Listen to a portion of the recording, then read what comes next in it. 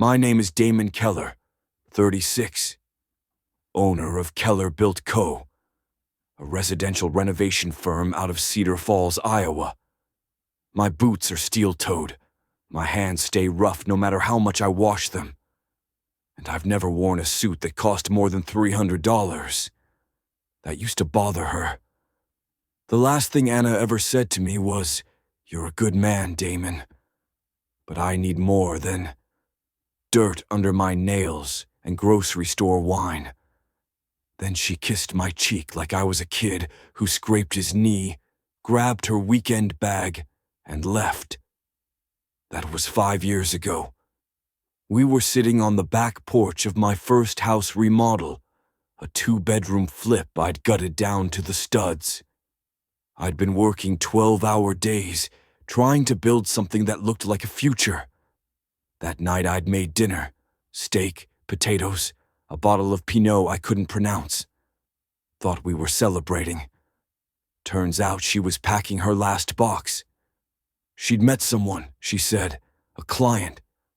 Finance, wore watches that ticked, not glowed. Talked about venture portfolios and knew the difference between a terrace and a veranda. I didn't ask for his name, didn't yell, didn't beg, just cleared the plates, took out the trash, and didn't sleep that night. Anna never liked my job. She said it with compliments that landed sideways. "You're great with your hands, babe, like a really talented golden retriever. Not everyone has to chase a career. Some people just like being useful." I thought she was joking. I laughed the first few times, but over time I stopped finding it funny. She didn't like coming to job sites, said the drywall dust made her hair smell, said the boots made me look like someone who fixed vending machines. She liked wine bars, mid-century chairs, yoga with people who corrected the pronunciation of chakra, and I kept trying to make her feel like she didn't have to choose, but she already had. One night, a month before she left, I came home early and found her on the phone. She didn't hear me come in. "No, it's not serious. He's sweet, blue-collar sweet, like salt of the earth plus a little sawdust." Then she laughed. A full laugh. That was when I knew. I stayed 6 more weeks, not because I didn't believe her, but because I wanted to prove I could become something else, something better. But better wasn't enough. Not for Anna. She didn't want potential. She wanted polish. So she left. And I let her. Because some things don't need a speech. They just need a little time and a long memory. The next morning, I got up at 5 a.m., strapped on my tool belt, and went to work. 2 weeks later, I signed a contract with a regional developer. 2 years later, I bought the warehouse we used to rent. And 5 years later, I hired a copywriter from an agency in Des Moines to write a product brochure for my new upscale remodeling service. The writer's name on the invoice, Anna Reeves. She didn't know who I was working for, but I did, and I didn't flinch. The week Anna left, I stopped going out on weekends, stopped checking social media, stopped trying to prove anything to anyone who'd already made up their mind. I worked, tore out moldy drywall on a foreclosure by the river, poured concrete for a retired couple who'd waited 30 years to afford a patio, reframed a second-floor bathroom with joists so warped I had to cut every piece by eye. It was unglamorous, no drones, no Instagram reels, no hard hat and latte brand building, just invoices paid in full, projects delivered on time, and houses that stood straighter when I left than when I arrived. I didn't start out with a business plan. I had a truck, a skill set, and a reputation that came with calloused palms and never missing a deadline. I still remember the first job that turned things. A client named Russell Meyer, a local attorney, hired me to tear out and rebuild his basement after a flood. I gave him a 2-week window. We finished in 11 days. No shortcuts. He referred me to 3 friends before the month ended. By year's end, I'd hired 2 full-time guys, leased a small office space, and rebranded from DK Handyman to Keller Built Co. I didn't take out loans, didn't pitch to angel investors. I scaled like a carpenter builds a frame, one joint at a time, nothing fancy until it was sturdy underneath. The work got bigger. Whole house remodels, commercial renovations, high-end kitchen design. I learned CAD, took online business courses at night, read books I couldn't afford when Anna used to roll her eyes at my Amazon cart. I wasn't chasing her, I was chasing clarity. And clarity came in the form of a $2.3 million deal in 2022. A 3-home restoration contract from a historic preservation group backed by a local credit union. That job put me on the map. We went from a crew of 5 to a team of 16. I brought in a designer, a project manager, and a marketing consultant who said we needed better copywriting. I didn't recognize the agency name at first, North and Oak Creative. Their work was polished, elegant without trying too hard, the kind of copy Anna used to admire. The kind she said sounded like money.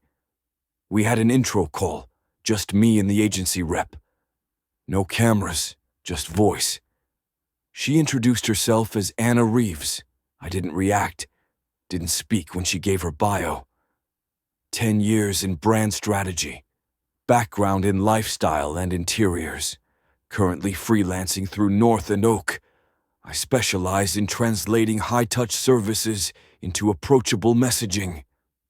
It was her voice, still calm, still clear, still coated in that light polish that sounded like it had been rinsed in white wine and NPR.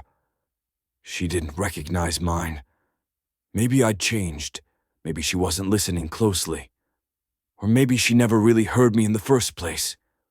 She pitched well, so I hired her. Anonymously. Through my marketing lead, not directly. Her first assignment. Write copy for our Foundations to Finish service package. She sent it in 3 days. Keller Built doesn't just build homes. We restore intention. From first inspection to final nail, we treat every space as a promise kept. It was good. Really good. She even bolded the line, hands-on expertise rooted in Midwest pride. I read it twice, then forwarded it to our brand consultant with a note. Approved. Tell her good work, no edits, no feedback, no signature.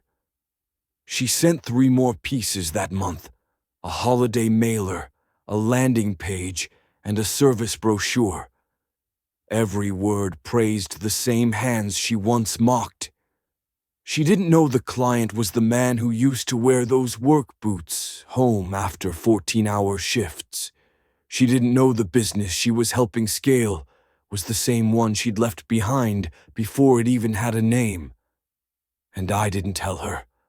Not because I wanted to humiliate her, but because I wanted her to see what dignity looks like when you stop asking for validation and start signing the checks. The idea came 6 months before I heard her voice again. I was sitting across from my tax attorney, going over projected revenue for the new year. We'd landed a string of long-term contracts and were about to roll out an additional service arm. Kitchen refits, full-stack design build. He looked over the numbers, leaned back in his chair, and said, "You ever think about separating the brand from the business?"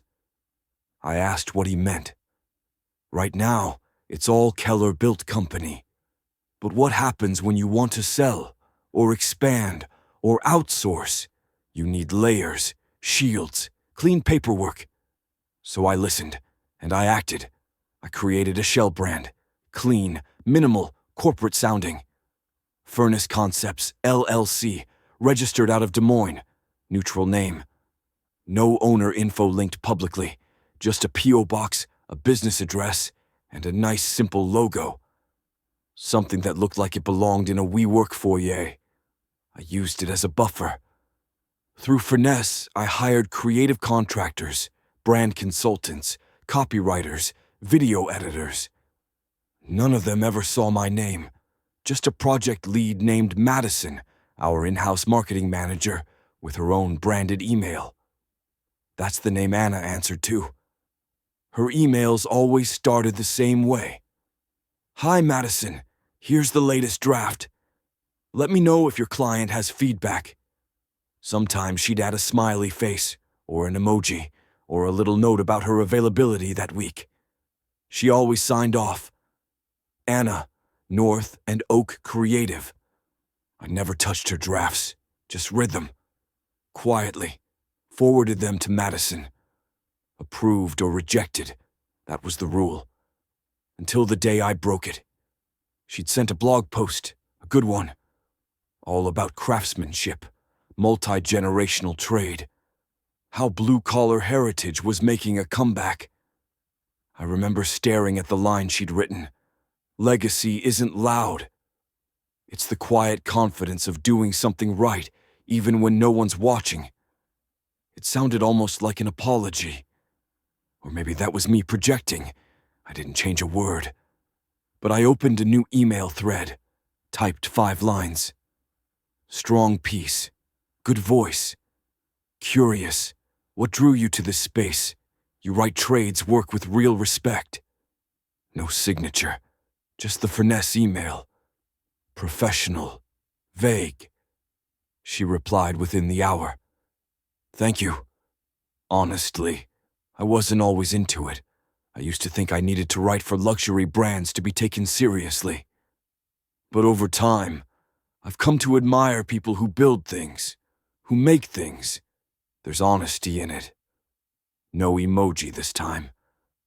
I sat there for a while, reading it, wondering if she remembered, wondering if the respect was real or just part of the tone guide she'd been handed.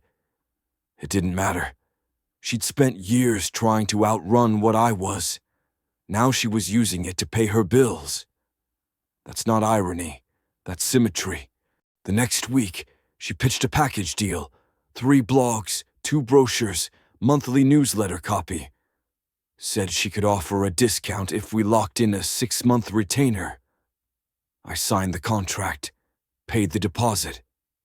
Quietly. Because I didn't want her fired. I wanted her employed, not humiliated, utilized. And when the time came, I wanted her to ask for something she thought she'd earned. And I'd say no. Not harshly, not cruelly, just decisively. Because some people only understand what they left behind once they're working for it. She didn't apply directly to me. That was the beauty of it. North and Oak, her agency, was running a campaign that month, reaching out to regional construction and design firms offering creative bundles for small businesses ready to scale. Madison, my marketing manager, forwarded me the promo email with a short note. "They've got talent. One of the freelancers writes like she knows the field. Worth testing." I hovered over the portfolio link. Her name was in the footer of every sample. Anna Reeves, lead copy and strategy.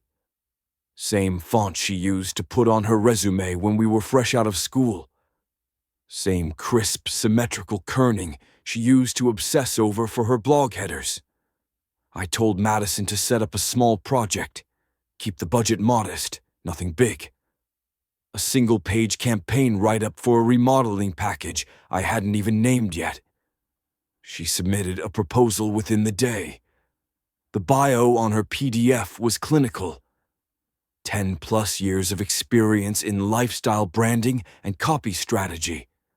Clients include boutique real estate groups, artisan furniture lines, and trade professionals across the Midwest.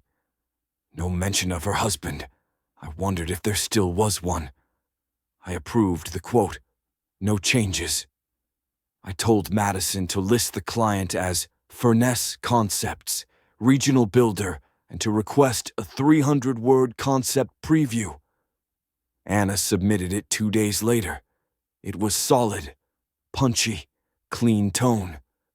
She described a mid-market remodeling service as tailored without being precious, professional without the pretense. It read like someone who'd spent enough time with people like me to know how to make us look good. I read it 3 times, not because I doubted the quality, because I wanted to know if she knew. She didn't.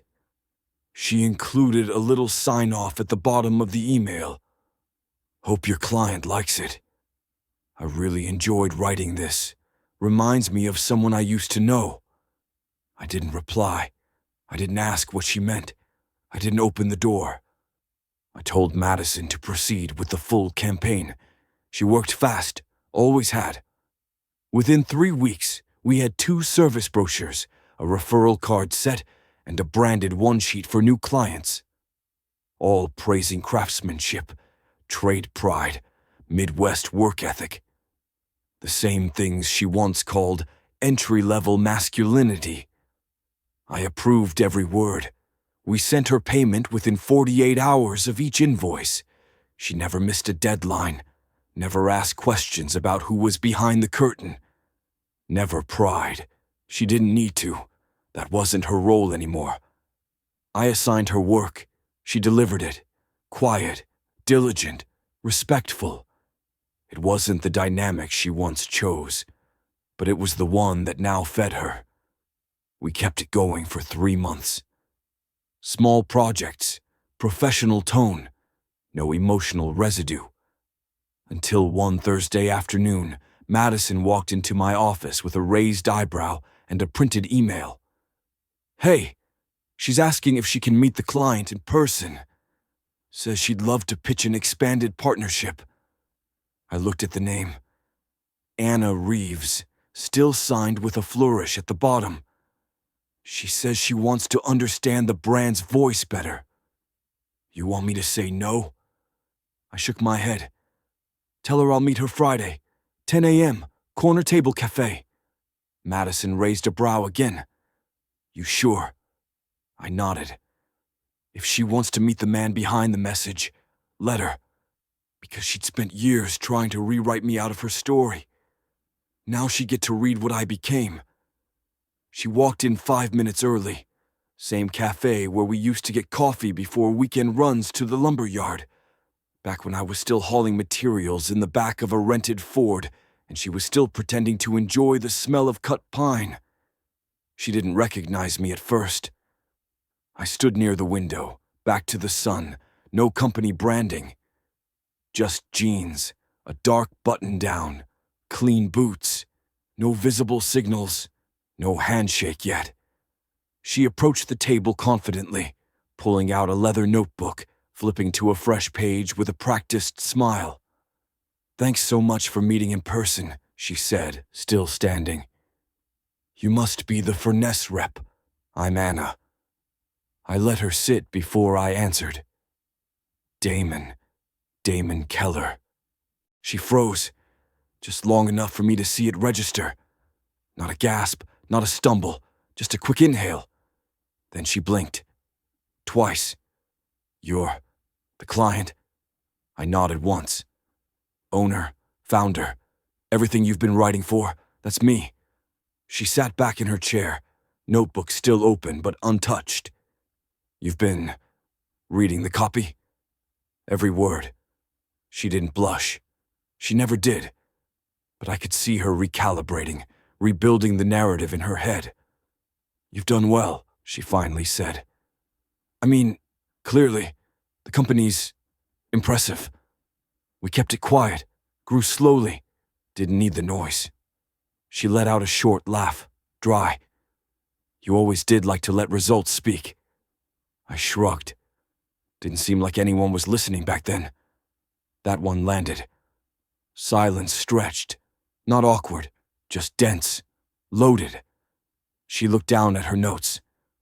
Look, I didn't know, obviously. If I had, I wouldn't have. Wouldn't have taken the job. I raised an eyebrow. Or wouldn't have written about the quiet dignity of tradespeople while hoping for a retainer contract. She shut the notebook. This isn't what I expected. Neither was being called salt of the earth with a Home Depot budget before someone walks out. That shut down the spin cycle. She looked at me then. Really looked. Not at my clothes or my bank balance or my email signature, but at me. I stayed calm. No gloating. No venom. Just presence. "So," she said eventually, straightening, "is this the part where you fire me?" "No." She blinked. "You're not mad. I didn't ask you here for closure, Anna. I asked because you wanted a raise." She hesitated, then nodded. "Right, I do, and I'm saying no." She didn't respond right away. Waited, probably expecting more. A speech, a lesson, a teardown, something operatic. But I didn't owe her that. "I'm not saying no out of spite," I added. "I'm saying no because the work is good, but not great, and I don't reward average. You think I'm average? I think you used to know me, and now you don't." She looked away. "I guess I thought you'd be different." "I am, just not softer." That was the end of it.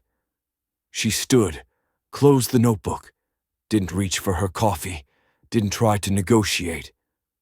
"Thank you for your time," she said, quieter than I'd ever heard her. I nodded once. "Invoice for the current cycle still stands. You'll be paid by Friday." She left without a glance back. I watched her walk out the door of the same cafe we once split rent checks in. Now, as a contractor walking away from a client she didn't even realize she helped build. I stayed, finished my coffee, then went back to the job site. Because unlike her, I don't leave before the last nail is in. She emailed Madison the next morning. No flourish, no emoji. Just, "Thank you for arranging yesterday's meeting. Please inform Mr. Keller I understand his position. I'll complete the remaining work under our existing contract. If opportunities arise in the future, I'd be open to a continued professional relationship." I read it twice, then told Madison to archive it. There wasn't going to be a future contract, not because she failed, because she finished her purpose. Her work was clean, on brand, no typos, no tangents. She helped refine the story of a business she once refused to believe could exist. That's what I'd paid her for. But I didn't need her pen anymore. She'd already written the part that mattered. 3 weeks passed. She submitted the remaining content. She never asked for feedback again, never pinged us during off hours like she used to. It was all clean handovers and quiet exits. She didn't know we'd already reassigned her account to a new in-house copywriter, someone who'd grown up working her dad's framing business in Missouri. Someone who didn't flinch at phrases like shiplap integrity or joist recalibration. Someone who wrote with respect because she never had to learn it. That was the difference. Anna's words had polish, but not weight. They were accurate, but not earned. I never fired Anna, never revoked access or terminated contracts. I let her work finish naturally, then closed the file. Because revenge doesn't always need applause. Sometimes it just needs receipts. And I had those. I didn't block her agency. I didn't tell anyone in the industry who she was. I didn't smear her name. But I did get calls, quiet ones, from vendors who noticed her name on our outgoing invoices. People who'd known both of us before we were anything. One guy, a former supplier, laughed on the phone. "Didn't she used to say you'd never be more than drywall dust and good intentions?" Something like that. Hell of a turnaround. "No," I said. "Just time and repetition." Because that's what it took. Not brilliance, Not rage, just consistency. Every day she thought I was less than. I was laying another board, measuring another space, reading another balance sheet, until the house was built, until the office was open, until the brand she helped polish, unknowingly, was something no one could overlook. I never answered her last email, not because I didn't have words, but because silence was cleaner. I saw her one last time, not in a meeting, not by design. It was at a networking event, an awards gala for sustainable construction. I'd been invited to speak on a panel, Legacy Built Local. I almost said no. Public speaking isn't my thing. But my new comms director insisted, said the optics were strong. We were seated at different tables. She was wearing emerald green, hair curled, lips red, posture rigid. She hadn't aged poorly. But she hadn't aged freely either. That kind of beauty that works over time to stay relevant. She saw me, froze for half a second. I nodded once. She blinked and looked away. An hour later, I took the stage, talked about the value of blue-collar roots in a white-collar world, about craftsmanship, generational skill, the quiet dignity of building something with your hands and naming it your own. I didn't mention her, didn't need to. She was already in the subtext of every word. I left after my segment. Didn't stay for dessert or congratulations. Madison handled the follow-up emails. I went home, pulled off my boots, and walked out to the back porch. Scout, my shepherd, met me with that calm stare, dogs reserved for people who carry old wounds right. There were no fireworks, no final texts, no "I'm sorry" from her. And I didn't need one. Because here's the thing, she didn't break me. She revealed me.